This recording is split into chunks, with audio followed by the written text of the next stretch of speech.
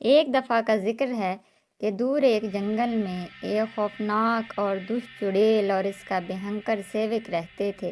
वो बहुत जालिम थे और मिलकर लोगों को मार डालते थे और लोगों का खून पी जाते थे। नाग, चुड़ैल और इच्छाधारी नागिन की अच्छी अच्छी हिंदी स्टोरीज़ के लिए हमारे चैनल को सब्सक्राइब करें।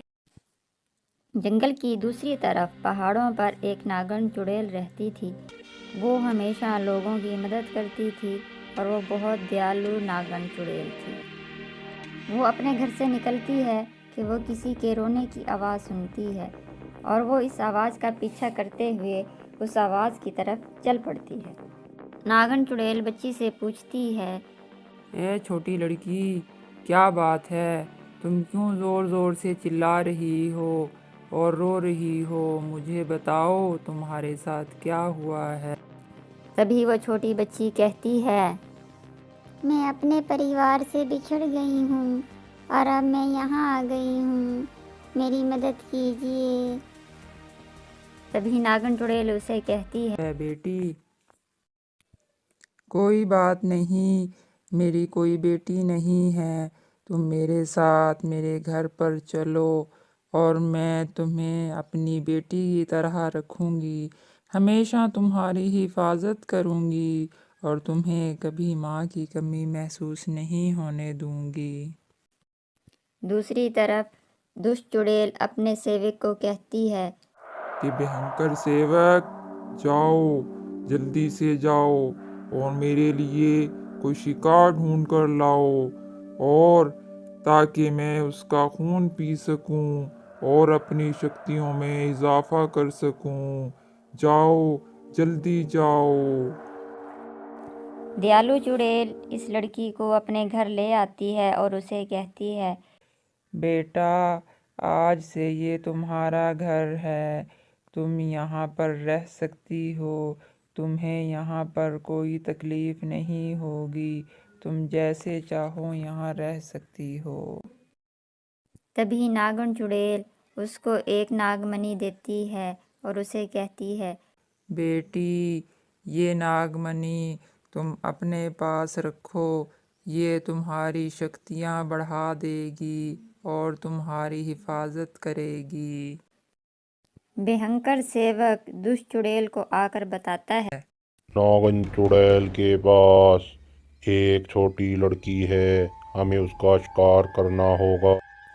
दुष्ट चुड़ैल अपने सेवक को कहती है, जाओ, जल्दी जाओ और उस लड़की का पता लगाओ और उसको यहाँ लेकर आओ ताकि मैं उसकी बलि चढ़ा सकूं। दुष्ट चुड़ैल नागिन चुड़ैल के घर आती है और उसे कहती है, ऐ नागन चुड़ैल, मैं भी अब तुम्हारी तरह दयालु बनना चाहती हूँ और मैं चाहती हूँ कि मैं भी तुम जैसी बन जाऊँ।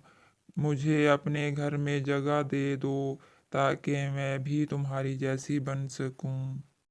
तभी नागिन चुड़ैल उसे कहती है, ए दुष्ट चुड़ैल, ठीक है, ये बहुत अच्छी बात है कि तुम अब बदल गई हो। तुम मेरे घर रह सकती हो, लेकिन मेरे जाने के बाद तुम्हें मेरी बेटी और मेरे घर की हिफाजत करनी होगी। तभी नागिन चुड़ैल अपनी बेटी को कहती है, बेटी, आज से दुष्ट चुड़ैल हमारे साथ रहा करेगी और मेरे जाने के बाद तुम्हारी हिफाजत करेगी। और लड़की कहती है, माता, मुझे उस दुष्ट चुड़ैल से बहुत डर लगता है, कहीं वो मुझे नुकसान ना पहुंचा दे। आप उसे यहाँ मत रखिए।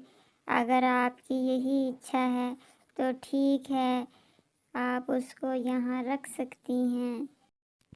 तभी नागिन चुड़ैल दुष्ट चुड़ैल से कहती है, ये मेरी बेटी है, इसकी हिफाजत करना और मैं घर से एक दिन के लिए जा रही हूँ। तुम अच्छे से इसकी सेवा करना। अपनी माँ के जाने के बाद वो लड़की कभी इधर दौड़ रही होती है, कभी उधर दौड़ रही होती है।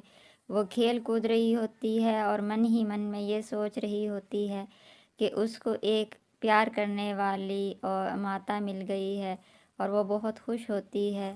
तभी वो भयंकर सेवक उस छोटी लड़की को उठाकर ले आता है और दरख्त पर लटका देता है और अपने दुष्ट चुड़ैल मालकन को बुलाने चला जाता है।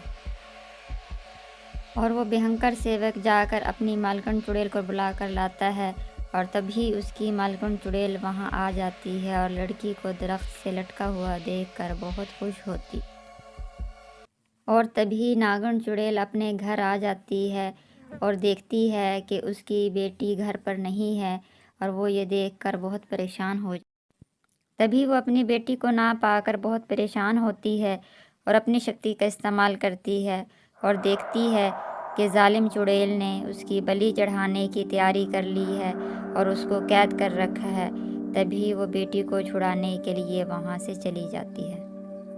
तभी वो दुष्ट चुड़ैल अपने भयंकर सेवक को कहती है, ए सेवक, चलो जल्दी से बलि चढ़ाने की तैयारी करो ताकि हम अपनी शक्तियाँ बढ़ा सकें।